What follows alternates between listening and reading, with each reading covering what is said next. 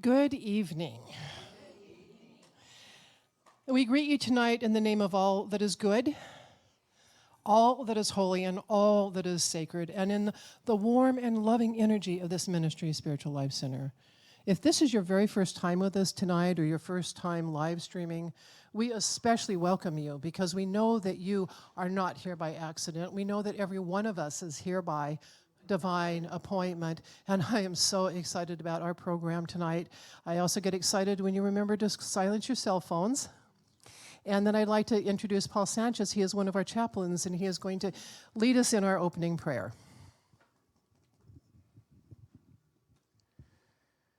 Get comfortable with however you center and take a nice centering breath and release it.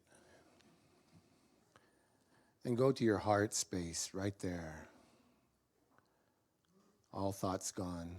Just in the heart, centered with God, centered with love, in that space of gratitude for this day of being together, communing with one another, and being able to listen to Bajan, hear her journey, and find parts of our journey in hers as we share this with each other.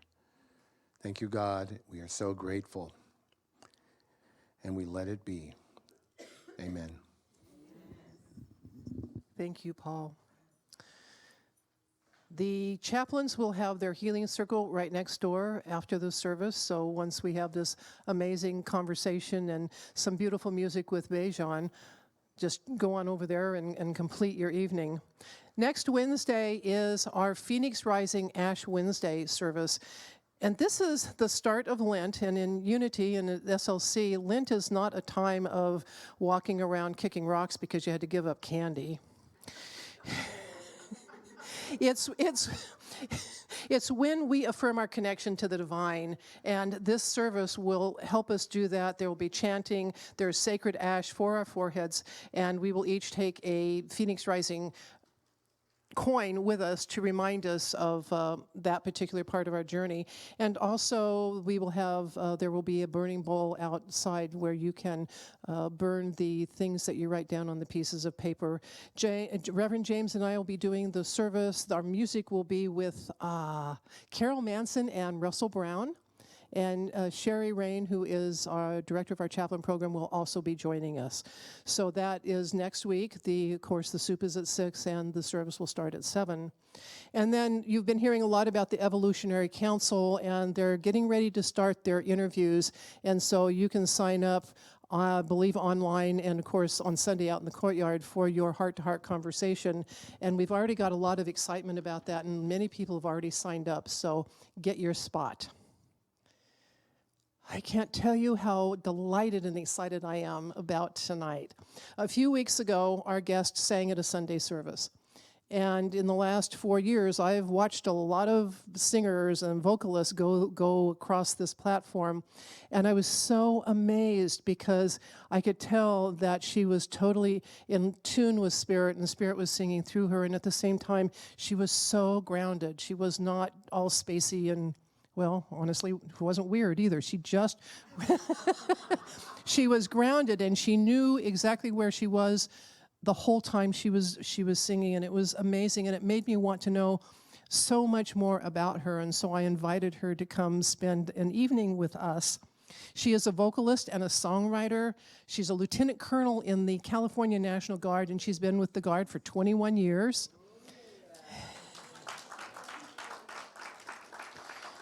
And she also goes out and she sings in the Unity Church Circuit, which means I'm pretty sure we're going to see her again fairly soon. March 29th. And she says her goal is to bring the gift of joy wherever she goes. Ladies and gentlemen, please welcome Bajan Moore.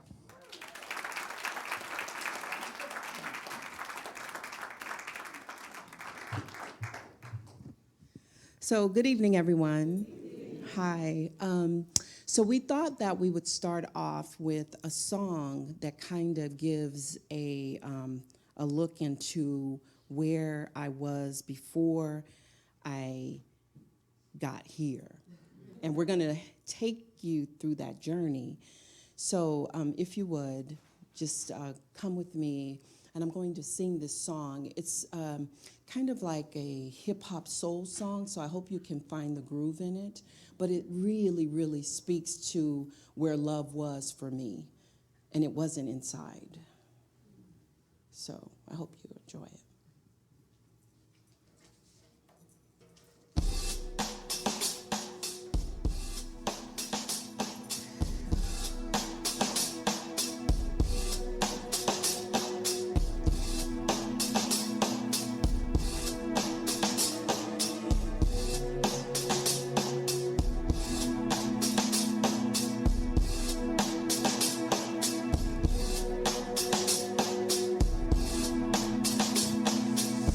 I used to drink it away. I used to put one in the air. I tried to dance it away. I tried to change it with my hair. I read my credit card bills up. Thought a new dress would make it better. I tried to work it away, but that just made me even sadder. I tried to keep myself busy. I ran around in circles, think I made myself dizzy. I sexed it away, I slept it away, I read it away.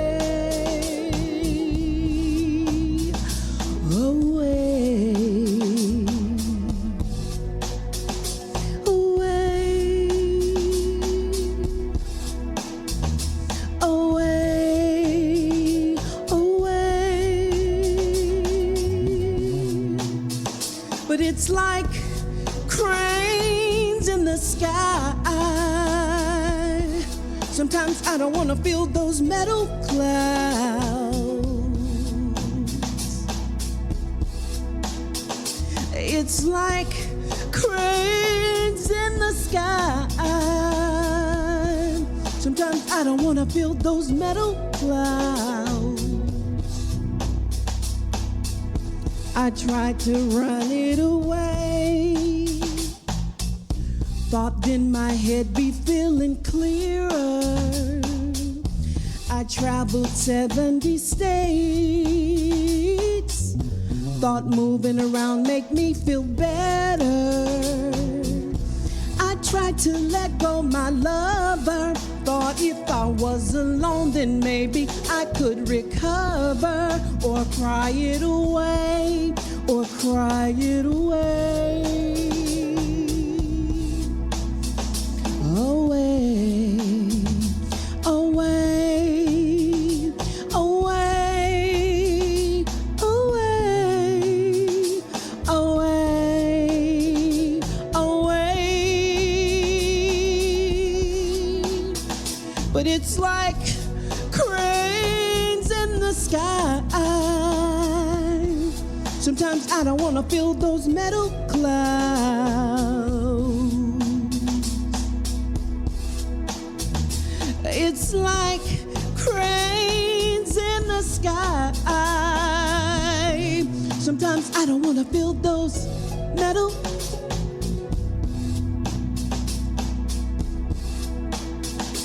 Away, away, away, away, away, away,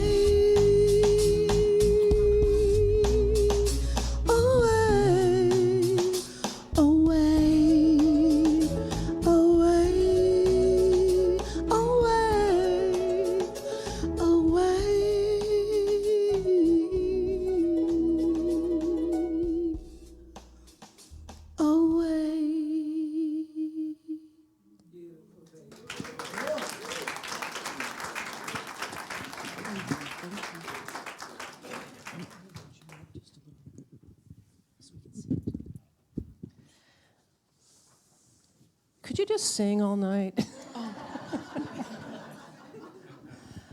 Yeah, One of the things that I marvel at is that when people tell their stories of where they came from and the difficulties that they worked through, it's so hard to imagine what you're talking about, because seeing you now as such a healthy, grounded, spiritual person. So the first question, I've got so many. The first question really is, how did you come up in a spiritual environment, or how did you start? Okay, so my family were Baptist, and but my mother put my brother and I in Catholic school because it was a better school in Chicago, and she didn't want us in public school. So I got a little bit of Catholic, and we had some Baptist, but we didn't go to Baptist church. My mom always said, she was like, I'm concerned for you because you're always seeking, you're always asking questions, you're always sitting at the foot of the bed or the foot, wondering. And I was always asking, like, spiritual stuff. I was always seeking. I was a seeker. And she thought that I might find myself in a cult, which I kind of have. And a couple of them. And so, was it confusing for you with the Baptists and the Roman Catholics are a little different in the way they approach things. Was that confusing for you, or was it sort of a healthy way for you to ask questions? I don't find that it was confusing. I'm not sure why, but I just knew that we prayed to the God, and then I was just always had an open spirit, right? So I even remember so I officiate basketball, and I get to go to parochial schools, and they were in the circle before they played a game. They prayed, and they get to choose the prayer, and so Hail Mary, Mother of God, and I was like, I remember that one from way back, but it just never really was confusing. It's just, I just incorporated everything. So then when we went to the Baptist, it was just like we got to have a party over there. Yeah. We just had, and it was music and clapping and tambourines and, dancing. And so that was just like, wow, looking around, wow, this is pretty cool. So as you grew up and went through school and high school, it sounds like things changed for you a little bit. Or did you always hang on to even though you've gone through the challenges, which I assume we'll be talking about, has the spirituality always been there for you? So yes, I've always kind of been wandering or wanting to know about this spirit of the universe, God, always. At the same time, you say that you spent a lot of time looking for love outside yourself. So how did that work? So there was I never really felt comfortable in my own skin, and I was always trying to fit in, be liked, feel okay, and I just sought all of that outside myself. And I found everything. We didn't mention that I'm also in recovery. March the 15th will be 28 years of recovery from drug and alcohol. By God's grace.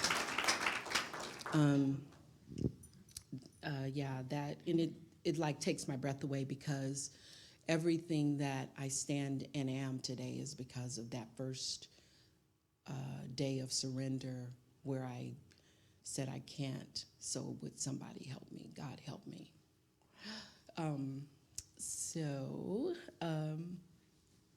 Where was I going? What was the question? We'll find a direction here. So that's what these interviews are about. It's like finding our way. So it sounds like you had a relatively stable upbringing, yet you still found yourself looking elsewhere for, it's like the spirituality wasn't quite doing it for you, and you were looking for something on the material plane to satisfy all of this other stuff. Yeah, so I didn't know really how to make the connection where I was going to live like this spiritual life or like put principles in my life. I didn't have that foundation. It wasn't given to me.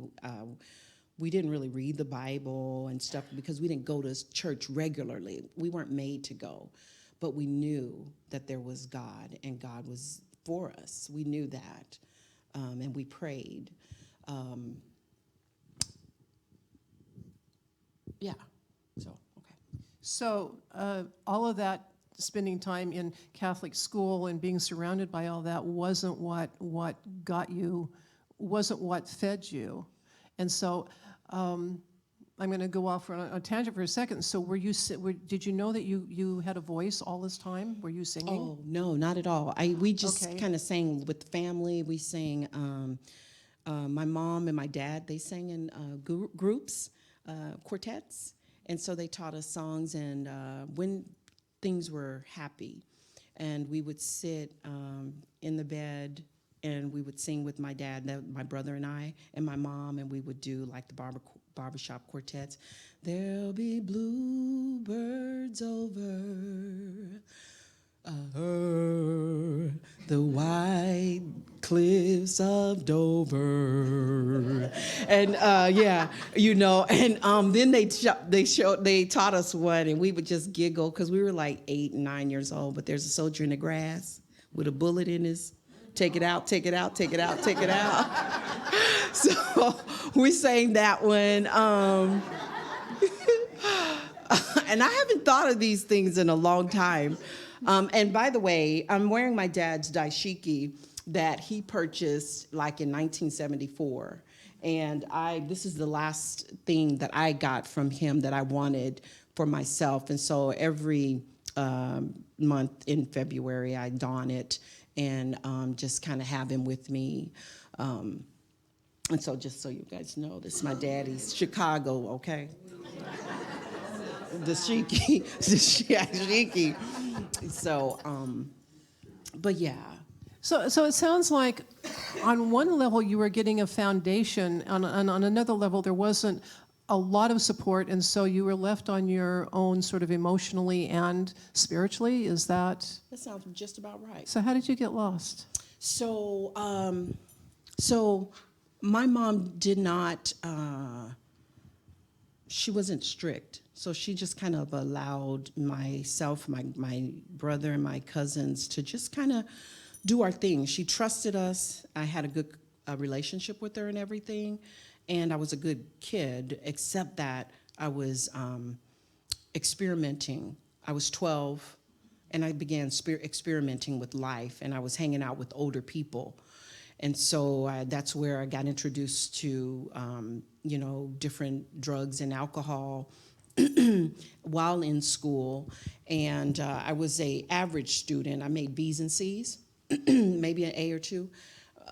But had I not had that life and I had a more structured life, I probably would have been an A student, because when I got my master's degree, I was 2-3 years ago, I was an A student. And so I was just like, well, you know, it is what it is. But I was just average because I had other influences. But it was those things that filled my cup. I started to, they made me feel okay, made me feel a part of, made me have friends, you know. But the crux of that changed dramatically for me, which took me for a nosedive, was when I didn't receive a scholarship from high school, and I didn't have a plan. And I thought I should have, now my ego said, you're good, you should have a 4-year scholarship from Notre Dame, UCLA, USC, and Cal Berkeley. You should have all of them. Yeah, but mind you, from the 6th grade to the 12th grade, my first love was basketball. And I gave everything to basketball, except I was cheating with drugs and alcohol on the side. But I always had my sights set on going to school. And so when that didn't happen, I floundered and I was ashamed, I was guilty, I was remorseful because I didn't go to school and everybody left and I was still there. And I didn't have a plan. I did get a scholarship from a junior college, HBCU, and today I could just almost kick myself because it was a junior college, a historically black college, HBCU, university. And I could have went there and went to 2 years and still made it to the 4-year college, but I didn't have any guidance or any direction, and I didn't talk to anybody. I made the decision at 18 years old. Was this one of those, I remember when I was younger, which is considerably before your time, is that in my day, junior colleges were only for the really bad students. I mean, there was a whole stigma about going to a junior college. Oh, I just thought it was beneath me. Yeah. My ego. Yeah. But I didn't really know because maybe I should have gone to the campus to look around and stuff, but I didn't do it. So it was my ego. Well, 18 years old, we know everything when we're 18. And until we turn 19, and then we don't know anything, right? Yeah, so that's That was pivotal. That was pivotal in my life, though, Right. As I look back at it. Not getting those scholarships, yeah, making you have to start looking in a different direction. And then I didn't have a plan. Yeah. And I floundered, and that's when I went more and more into using and stuff like that. So did you work during this time? Did you, Yes, I was a functional. so you're functional? Yes. Yeah. So what took you into the service? Well, so I wanted to go to the Air Force at first. And so when I took the ASVAB test, I didn't score enough to go to the Air Force. So they said, we'll take you in the Army. I was like, no, I won't. I'm not going to go to the Army. I'm going to Air Force if I'm going to go. And so, but I'm still like confused and downtrodden. My heart is broken. I'm still like just ashamed and everything. So I said, no, I won't go. And then they had, I don't know what flood it was here in Sacramento, but it was a major flood. And I saw the troops doing sandbags and stuff. And I just said, I want to help my community. I could do that, And that put a seed in me. And I said, something said, try for the Army. And I went through that process the second time.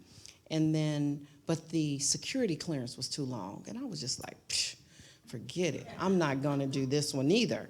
But then on the third try, when it spoke to me again, I said, I might have been I was 5 years clean. And I was like, wow, why is it coming up again after 5 years? I said, I'm going to see it all the way through because there has to be something here for me. And so I went through everything. I was the oldest person in basic training because I was 26 when I went. So I was the grandma of all of them.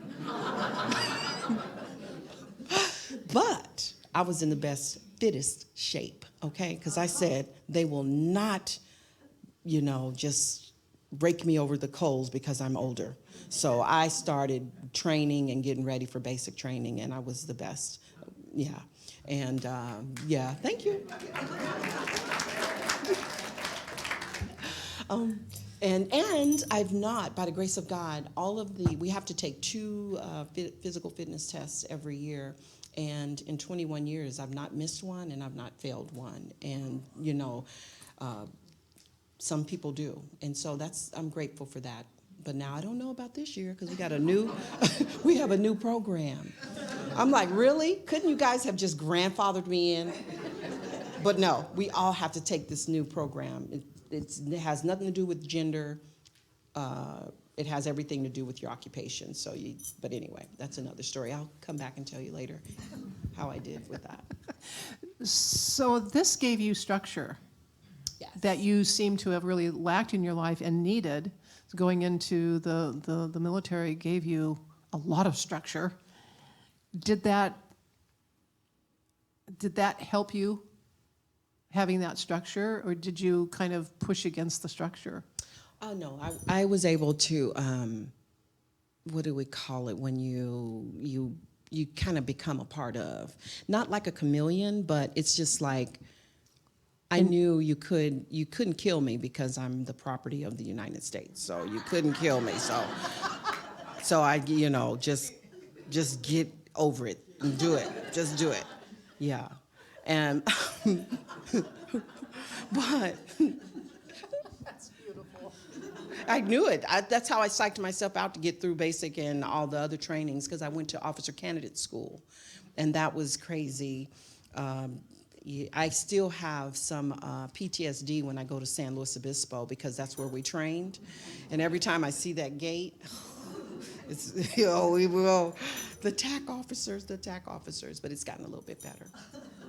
But it really, I wouldn't say gave me structure, because I had discipline, because I was the leader of my basketball team. I was the one that was in the gym every night, every day. I was in the gym all the time, trying to get my craft, and people saw leader in me all the time, every time. So I don't think it was necessarily the military. The military just gave me a career. The military gave me resources, but I had it all. I've always had it in me, always. I didn't learn. I learned how to study and everything when I got to college. But it was my drive. It was the drive that was within that helped me to go forth. I think what has given me real structure is my recovery and my spiritual foundation. And are you willing to share how the recovery process started? Was there a moment when you went, I have to stop doing this, or was it gradual? Some people have that ping, and other people it's just, Kind of gradual. kind of gradual, yeah. Yeah, so we call them moments of clarity, and I had quite a few. There were nights that I would cry and say, I know that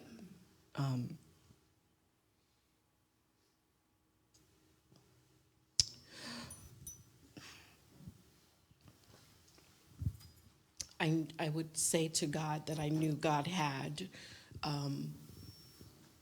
a better plan for me. And I said, but I don't know how to get off.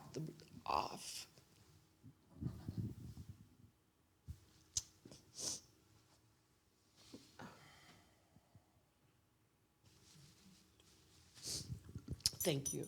I didn't know how to get off the merry-go-round, and I knew that I had went far to the left, and I needed help to come back to myself, And and that was 27 plus years ago, a few days. And I just got tired. And it was weird because I was done, and I was walking down East Street in downtown Sacramento, and the light was shining so bright, like it was drawing, like it was pulling me.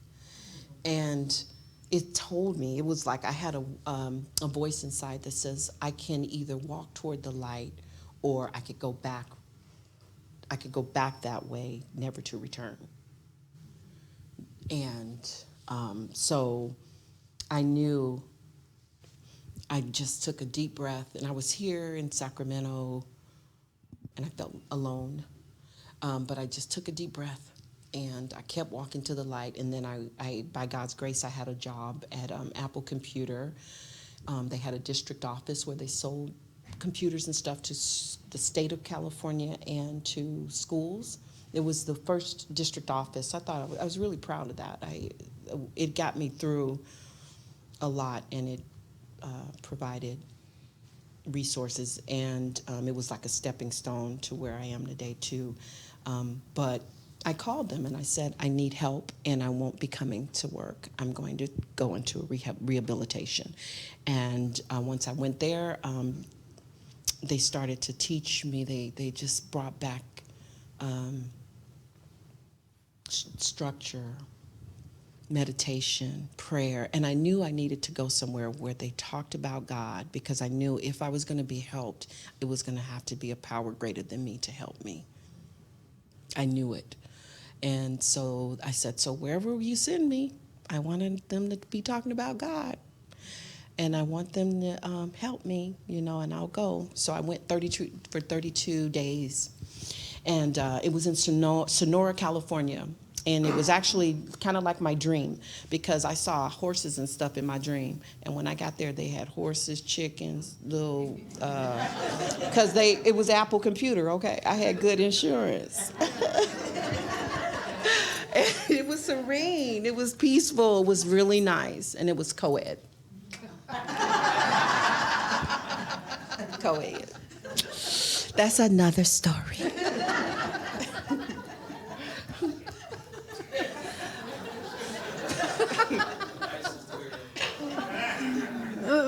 Thank you for sharing. This is a difficult story. Thank you for sharing. I really appreciate it that you're this open about it. So did you go back to college after you started in recovery, or had you? Yes. Okay. So it's like you sort of restarted your life in a way. Absolutely. And went to college and. Absolutely. Yeah. Okay. I got my first a studio apartment on C Street in one of the old Victorian homes. It was under the I was in the studio in the basement. And so if you were any taller than me, you'd probably have to be like this in there, because it had a low ceiling. It was great for Cousin It from the Addams Family. Yeah, Cousin It would have just been great in there. But it was mine, and it was my first little spot, and I was there for a while, and it was my little stepping stone, and then I became the first homeowner in my family, in my immediate family, because my mother and dad never purchased a home. We rented all the time. And my life just started taking off because I stopped using. I found a new way to live, and I started applying principles, and I got really involved in recovery. I just said, I don't want that life. I'm going to try this one. And I've learned a lot. So that discipline that's sort of built into you really helped save you. Yeah, I would say. Yeah. So are you also the first person in your family to graduate from college? Or other? Well, in my immediate family. Immediate I think family? I may have some other cousins that have. Right, but in the immediate family. So you just took off and went. So when did you discover the singing thing? Okay. So I had a relationship breakup. And I was doing some work, and I was looking at my part in the relationship, and there were many of those. I'm actually doing an inventory right now so that I can kind of see myself in those relationships, and that's part of the process of growing spiritually. And I was just sitting outside doing the work, and I went to a meeting that night, and I was guided. And there was a guy, he was reading a book, and he was looking at music stuff. So I was like, hey, what do you want looking at? And he goes, I'm looking at this book in a band. And I said, really? And I don't know why it came out of my mouth. I said, oh, really? I sing a little bit. And he said, yeah, I sing a little bit. And he says, okay, well, good. He says, and then he got my number, but their singer left because they were doing Weekend Warriors or at Skips, music. And so you get together for about 8 weeks and you work on about 6 songs, and then they have this amazing concert for you and the band.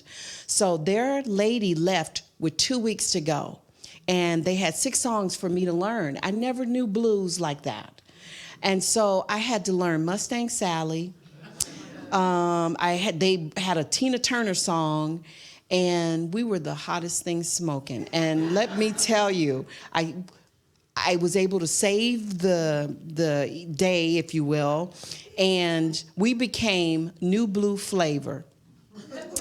And we were together for about a good 18 months, but that's when I also wanted to go into the military, so that's what broke the band up.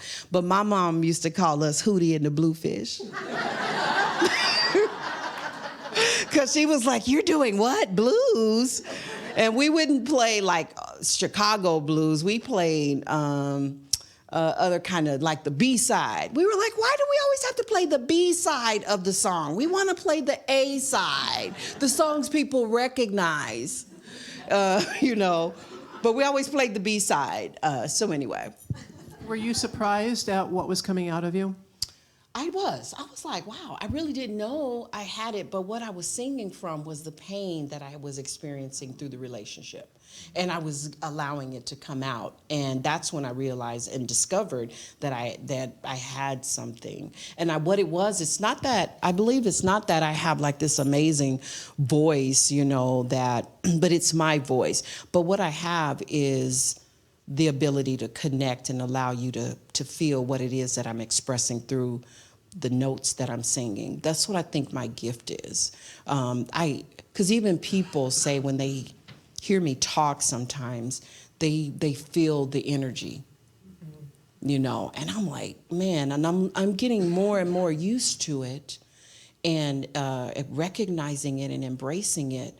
But it's like, wow, when you realize it, you're like, man, you see yourself from, like you watch yourself. Yeah.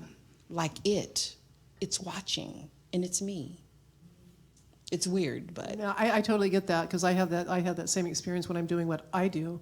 And that's probably why you are so grounded in what you're doing, because you're not standing there thinking about what you're doing it, and you're watching yourself from over there. And so that you're just there to be able to allow, I mean, because obviously it's spirit working through you. And also the fact that you did not grow up wanting to become a famous singer and getting into the ego about, you know, the ego trip on that level. It was like you just went, oh, wow, this is cool. I get to do this. It's true. But I did get to where it became work. Like, it was a lot, and I had to pull back, and that's why I took like a hiatus about 2 years worth.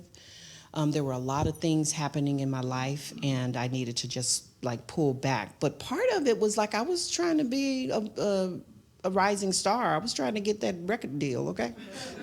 Wait, I was like trying to get discovered, but. And I think a little ego was in it, maybe a lot, but I was just busy doing. And I've realized since is that I need to do more being rather than doing, because that was part of my disease. Once I stopped drinking, and I realized that then I became this achiever, and I'm doing. And so I have to watch myself in that too. And of course, none of us we're all human, and we all have the ego thing that happens, and you know, once in a while. But it's just so amazing to watch how, I don't know, you just stand there and it just comes through you. It's such a cool thing to watch. So we have some time. Anybody have any questions? Really? She will.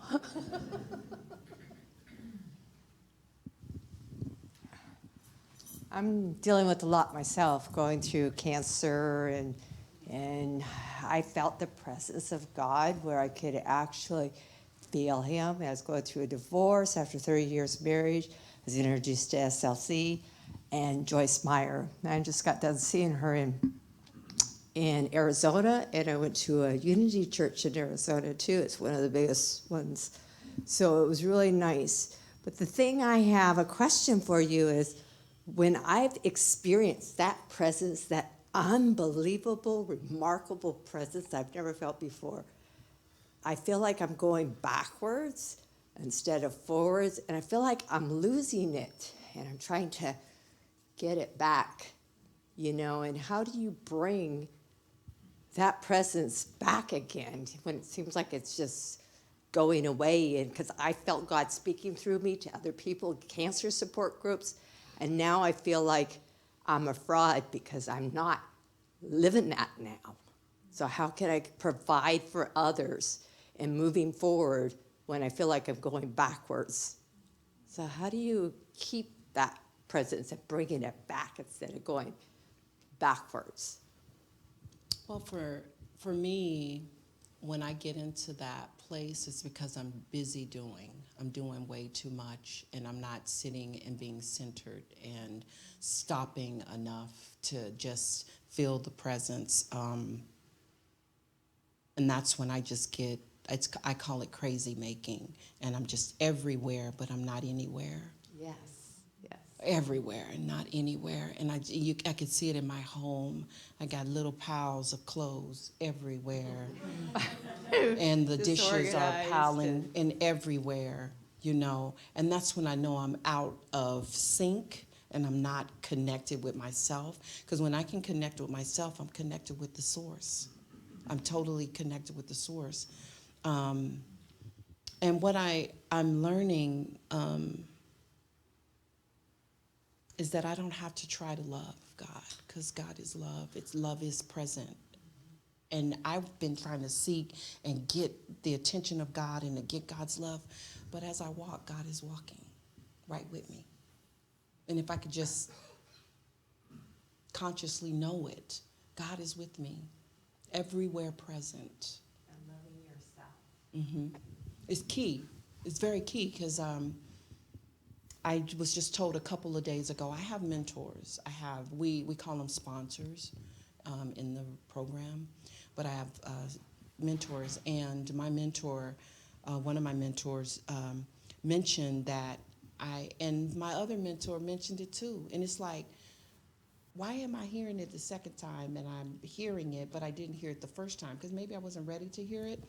But that I haven't been loving myself in relationships, so that's why the relationships that I have not materialized the way that I have gone into them wanting them to materialize, because I haven't been truly loving myself.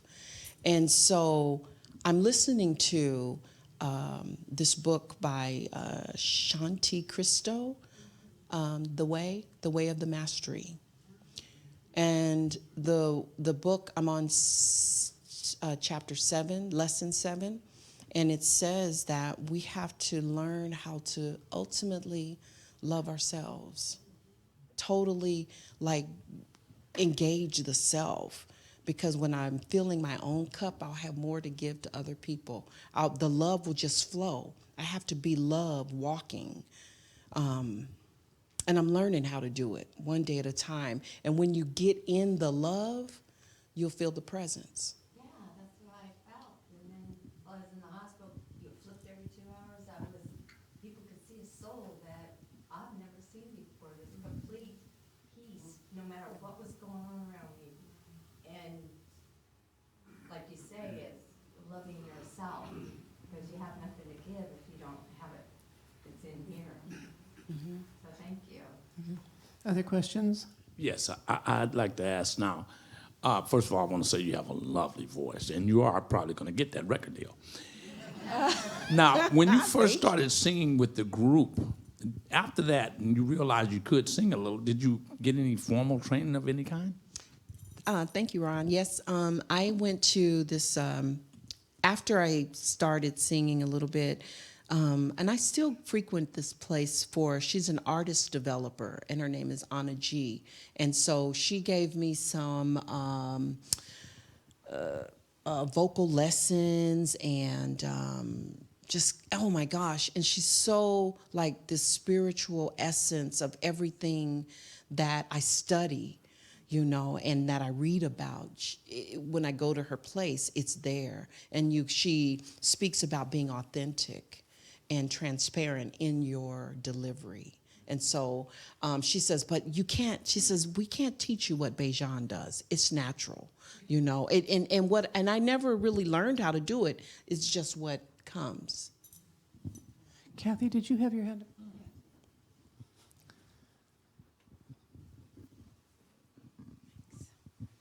I was wondering, what kind of work do you do in the military work as a lieutenant colonel? What have you done through your career?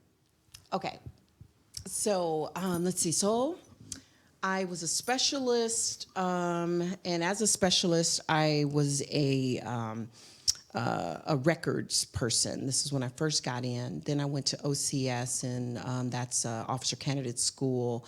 I became a logistics officer. So after that, I deployed for Iraqi freedom, but I deployed to Barstow, Fort Irwin, and what we were having to do was prepare the soldiers to go abroad to Iraq. And so I was like, yeah, I'll take that mission, because the bullets over there are blanks, okay?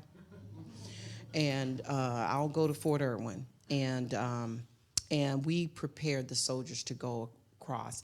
So as that, I was like a Class 9 officer, lieutenant. And basically Class 9 is all the parts for the vehicles and the everything, you know, any parts that you need, we stocked them and made sure the people had them. Then I became a company commander, which was my very best position that I got to have. I had like 360 soldiers that I was in command of. We're a quartermaster company, so we were the ones that made sure you had your bullets and what we call it, your food, your bullets, your clothing. We took it to you on the fight, on the line, you know. And we had to be soldiers that were able to fire and protect what we had for the soldiers that were fighting abroad. So we were bad too. We were bad to the bone. We were called war dogs, okay? And that was my best. And then I became a battalion S4. So my thing is supply. I was always a supply officer. The battalion has about four companies in it. And so I managed up here, and I made sure all their quartermasters, supply sergeants had what they need.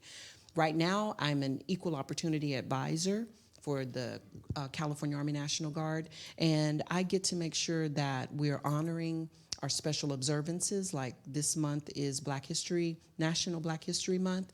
We have Asian American, Women's Day,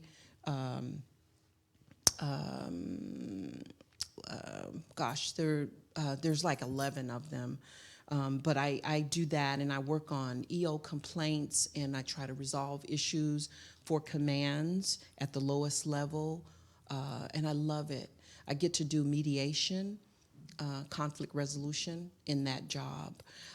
My full-time job is a logistics officer where I manage other assets for the California Military Department. So that's what I do.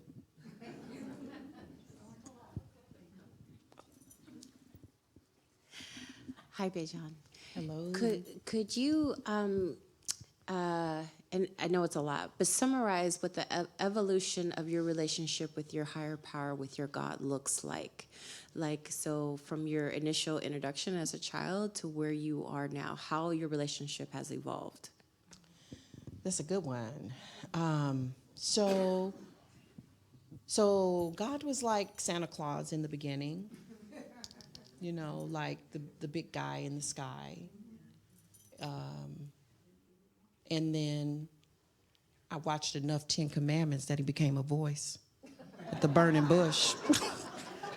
The burning bush, okay? And yeah, I know. Then it became any and everything that anyone wanted to call it.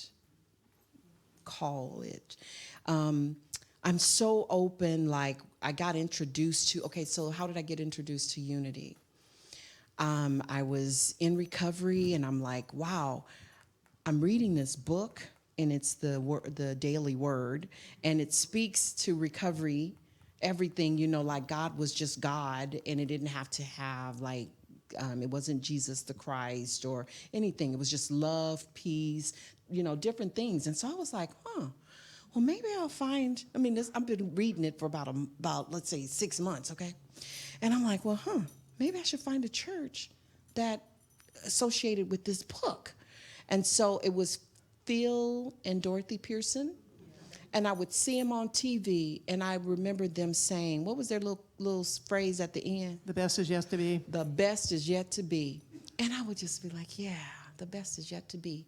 And I never got to meet them because when I went to Unity of Sacramento, it was Jim and Sheila. Yeah, the first, for us, the first two African-American power couple, making it happen at Unity of Sacramento, or at Christ Unity.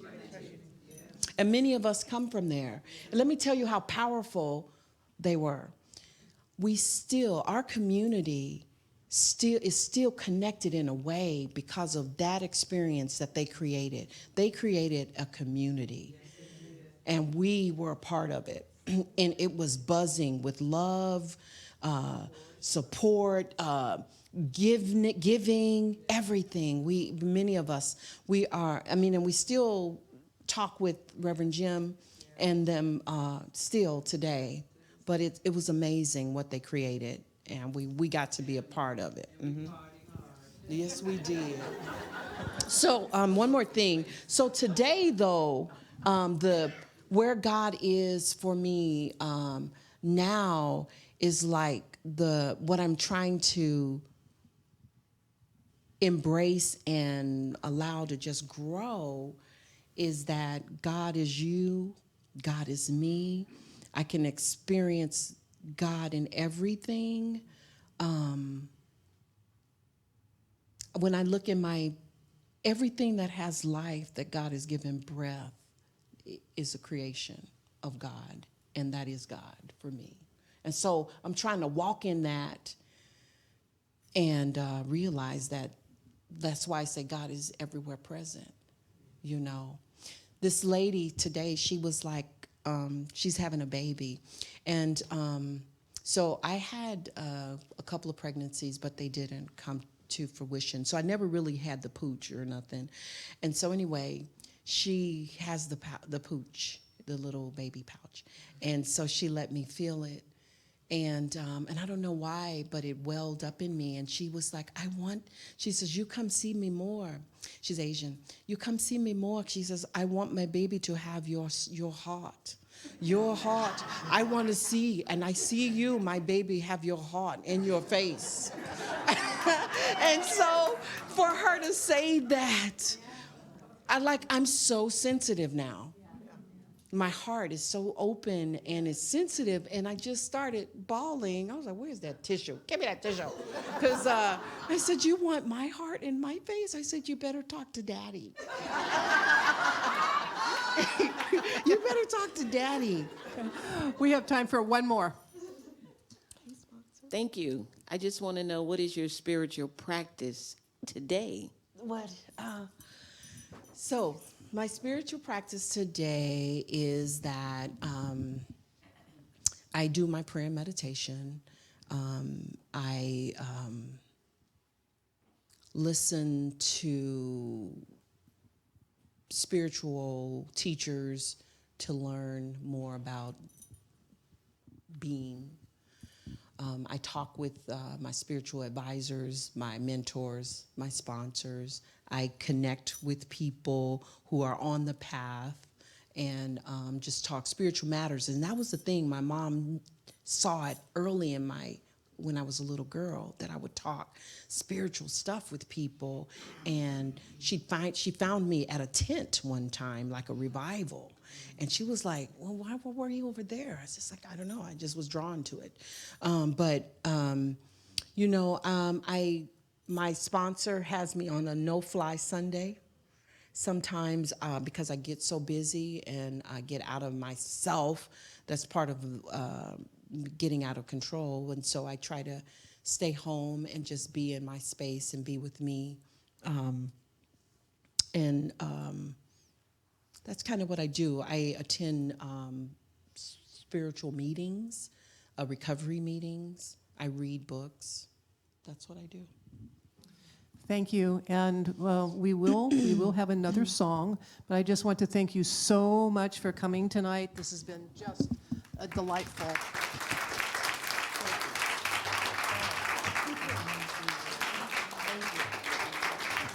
Thank you. And so we'll take a moment to come around to our love offering, which is, of course, we all know that as you give and receive, it just keeps everything in circulation. And circulation is the best thing ever because that's what keeps us all alive, right? And it also what keeps everything going here at SLC. So let us take our offering in our hands and bless it together. Divine love, as me, blesses and multiplies all that I have, all that I am, and all that I circulate.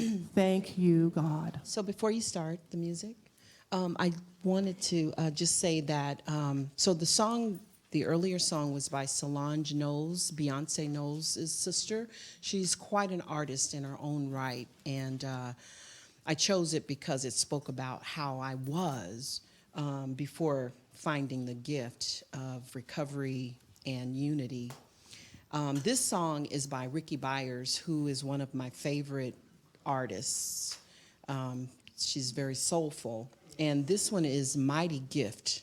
And what I realized is where I am today is this song speaks to what my purpose is and what the world is calling me to be. And I'm trying to step into it by shedding off a lot of this human stuff and really being the spirit being that I'm called to be. And it's okay, you know. It's not easy, but it's not difficult either, if you can get with that. So please enjoy this song. I hope you do.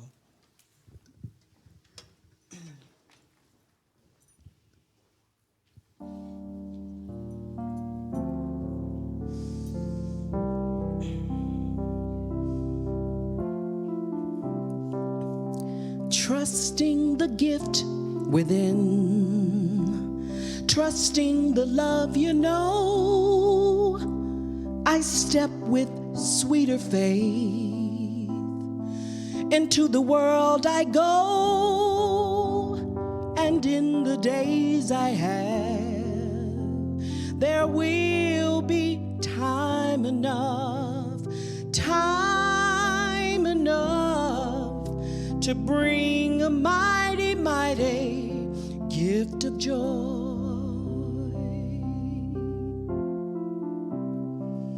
Move from the gift within, move from the love you know.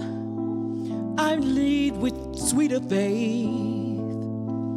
Into the world just go, and in the days we have, there will be time enough to bring a mighty, mighty gift of joy.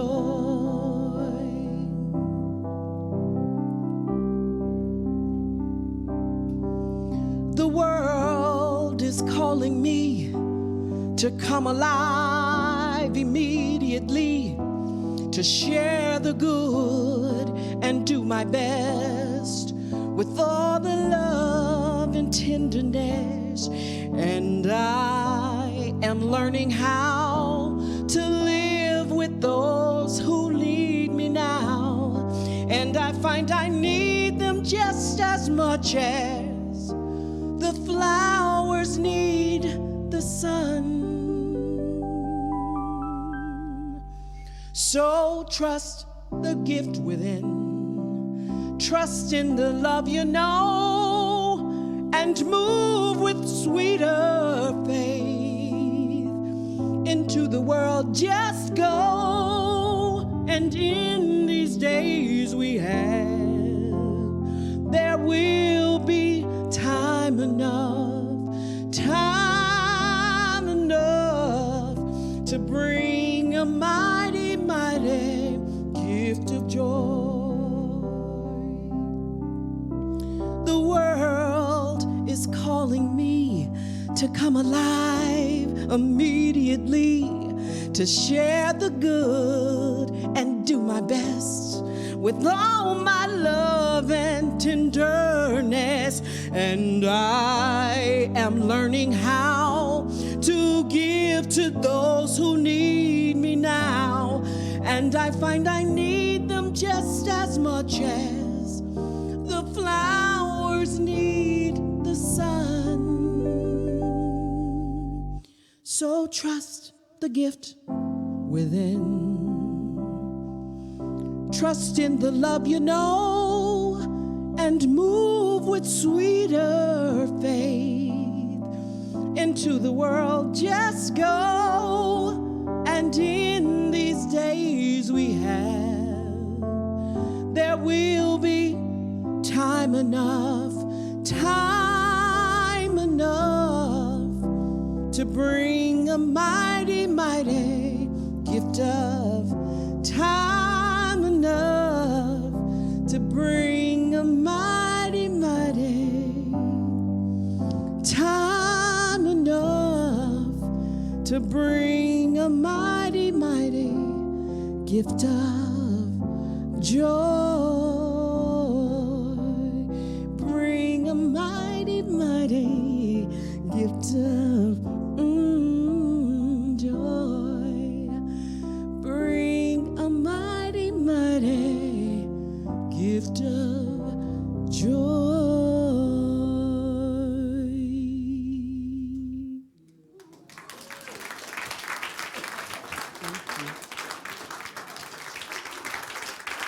Thank you.